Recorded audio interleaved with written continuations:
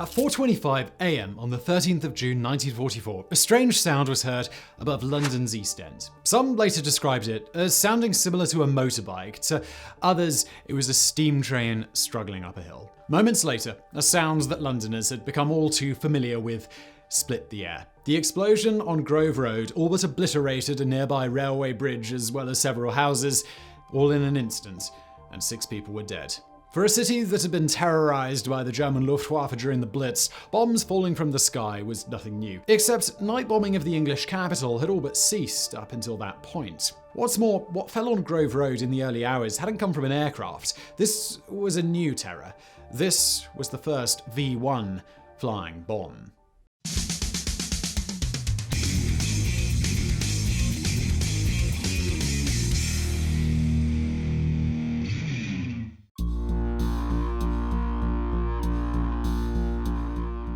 It was no coincidence that just 1 week after the Allied landings in Normandy, Hitler authorized the use of a weapon that had remained under wraps until that point. Of course, after only 1 week of intense fighting in Normandy, nothing was certain, but most agreed that the best chance of throwing the Allies back into the sea, as Hitler liked to say, had come and gone. As troops, tanks, and equipment poured into northern France, and with Allied air forces continuing to pin down the struggling Luftwaffe while relentlessly attacking German cities, the situation was already looking desperate. The V-1 is often referred to as a revenge weapon, a desperate, maniacal roll of the dice when it became clear that the Allied landings had succeeded. That's not entirely accurate, as we'll come to shortly, but it does sound quite good. Just how desperate Adolf Hitler felt at that moment, we'll never know, but the carnage in the East had shown him that the once seemingly invincible German army could be defeated. As Allied soldiers inched through the hedgerows of northern France, he authorized the use of the V-1 with the hope of landing a series of demoralizing blows to Britain.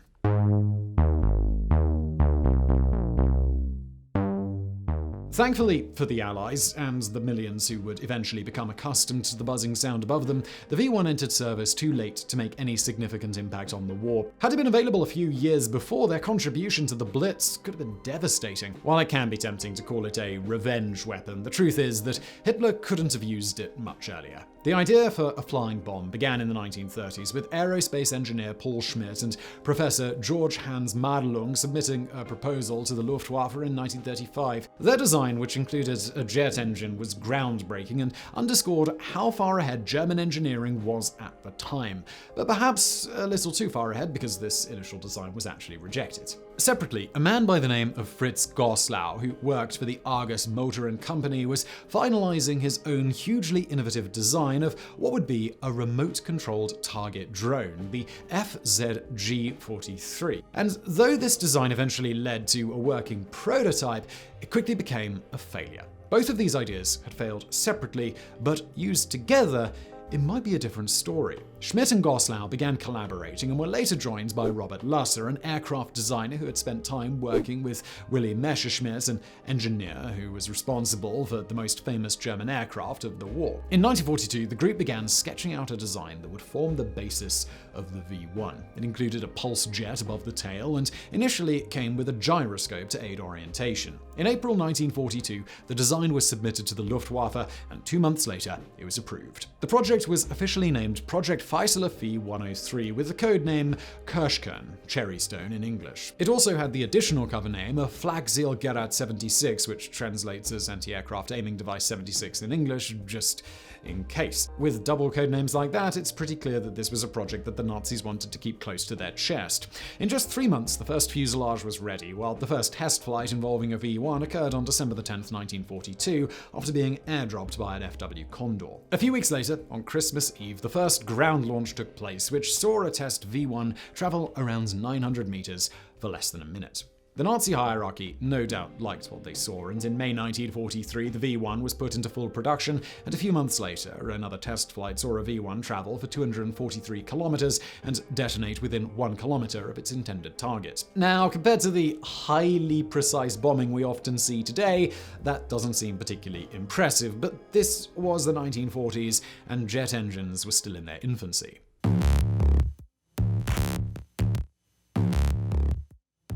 To call this weapon cutting edge would be an understatement, as it's hardly surprising that once the war concluded, the British and American governments began snatching up German scientists and engineers faster than you can say hold my schnitzel. Forget just for a moment that these men were working for one of the most repugnant regimes in history. They were absolutely brilliant, though. Designs for the V-1 and V-2 rockets would go on to form the basis for intercontinental ballistic missiles during the Cold War, while the most famous designer, Wernher von Braun, played a pivotal role in the space race as the principal architect of the Saturn V rocket that eventually took Apollo astronauts to the moon. The flying bomb that had been created measured 8.32 meters in length and was powered by an Argus AS-109014 pulse jet, which pulsed 50 times per second. Inside the engine, gasoline was forced from the 640-liter fuel tank through the fuel jets with the aid of compressed air. The jets themselves were composed of 3 banks of atomizers with 3 nozzles each. Atomizers were initially developed to be used to spray fine liquid, the old-fashioned pump that used to get with perfume as an atomizer, and today it is still used for humidifiers and airbrushes, as well as, of course, fuel injection systems. The fuel coming into the 9 atomizing nozzles mixed with an airflow inside, which resulted in a series of controlled explosions. After each explosion, a spring-controlled flap valve system closed, creating compressed gas, which was then forced out of the back of the V-1, pushing it forward. Now, that's the process slowed down for the human mind to comprehend, but in reality, this was a series of actions that happened 42 times per second. Now, long before complex computer systems, the V-1 used a variety of simple, yet ingenious methods for its guidance system. Essentially, it had an autopilot consisting of 2 gyroscopes, which controlled yaw, twisting on a vertical axis, and pitch, the up and down movement. Further, a magnetic compass located in the front of the V-1 controlled the azimuth, a very complex word which roughly translates into simple English as the direction. The V-1's altitude was maintained with the help of a barometric device, which is typically used to measure atmospheric pressure. The guidance mechanics inside were powered not by the jet itself, but rather by compressed gas stored in 2 spherical tanks, which also drove the pneumatic servo motors controlling the rudder and elevator located in the back. But with all of that, how did it know when to fall? Well, here's another innovative aspect of the V-1. It used a very basic form of odometer, or a speedometer, with a wind vane anemometer located behind the nose. Shortly before launch, the odometer was set to count backwards, starting at a number decided through mathematical equations. Sounds incredibly complex, but basically it was a small wind vane that flew around as the V-1 traveled through the sky. By calculating speed and prevailing wind conditions, it was possible to have a semi-precise idea of how many times this wind vane would turn over a set distance. It was usually calculated that one number on the odometer would be equal to 30 rotations on the vane. After around 60 kilometers, the odometer would automatically arm the warhead, and once the number had reached 0, 2 detonating bolts were fired from within the V-1, which cut off power to the rudder, leaving it plunging towards the Earth. It took a V-1 roughly 15 minutes to travel from Calais to London, and typically flew at an altitude of 600 to 900 meters, that's 2,000 to 3,000 feet. Each V-1 cost roughly 5,000 Reichmarks, $2,000 in 1944, about $30,000 today to produce, and their production was mainly done through slave labor in concentration camps. The Mittelbau-Dora camp was established closer to the major production site near Nordhausen in central Germany, and it was here that an estimated 20,000 people died working in awful conditions to produce the V-1.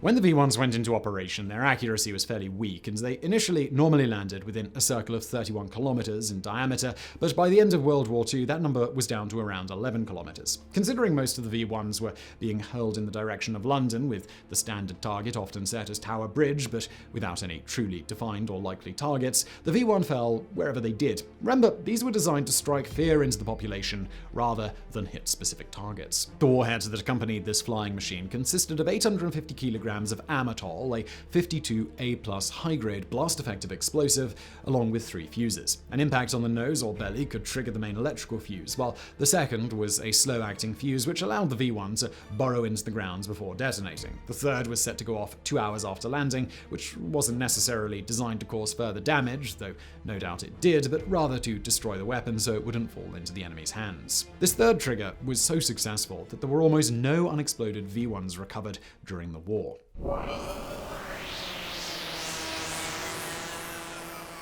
The V-1 was launched with the help of a Dampferzuger, which translates as a steam generator in English, but was often called a Walter catapult after its creator, Helmuth Walter Command Gesellschaft. these German pronunciations sometimes.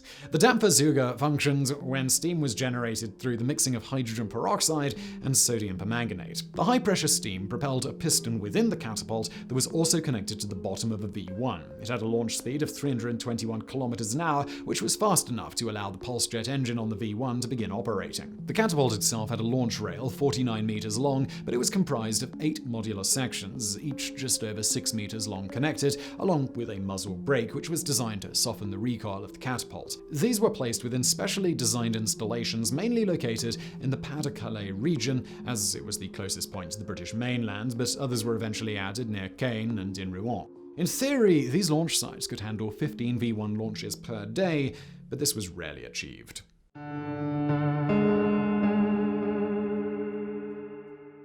As we know, the first V-1 to fall on London came early in the morning of the 13th of June 1944 and was part of Operation Eisbar. But the operation had actually started the previous night, with none of the 9 V-1s launched reaching England. The following day, 4 reached the English coast, and early in the morning, the first V-1 hit Grove Road. The following week, the success rate shot up, with 144 reaching England over the 15th and 16th of June. 73 landed in London, while the other 53 were shared between Southampton and Portsmouth. As the level of destruction began to climb, Allied commanders began prioritizing attacks on V-1 launch sites in northern France, and by September 1944, all of them had been overrun.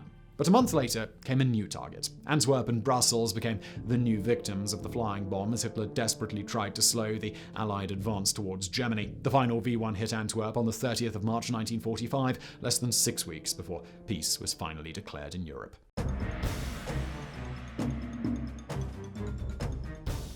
While the V-1 attacks caused plenty of chaos and thousands of deaths, those on the ground quickly found ways to fight back. The first method was simply to start aiming anti-aircraft guns at them, but this proved difficult because of their speed. Guns were rapidly redeployed to form a belt around southern England, but it was another invention that helped them rise to the V-1 challenge. The gun-laying radars, which began appearing in 1944, were primarily supposed to be used during and after D-Day, but it quickly became clear that the anti-aircraft predictor fire control system, based on an analog computer, dramatically improved success rate against the V-1s. This was further aided by the introduction of the proximity fuse, which could detonate an explosive device when it reached a predetermined proximity to a chosen object, meaning that even if a shell didn't hit a V-1, a detonation close by would often be enough. These two countermeasures were rapidly rolled out over the summer of 1944 and saw almost immediate success. In the first week of the attack, 17% of V-1s were destroyed, but by the 23rd of August, the gunners on the ground were regularly downing 60% of what came their way.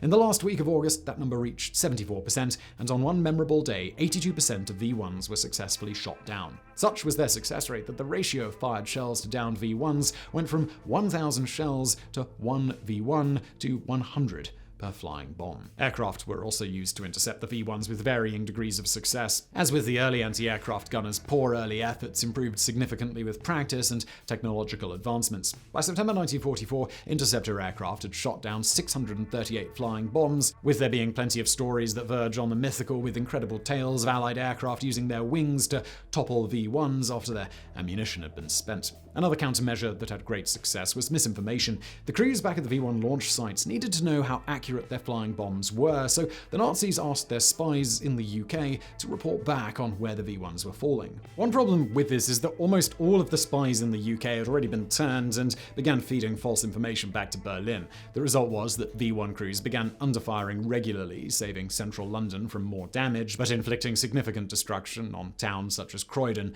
south of the capital.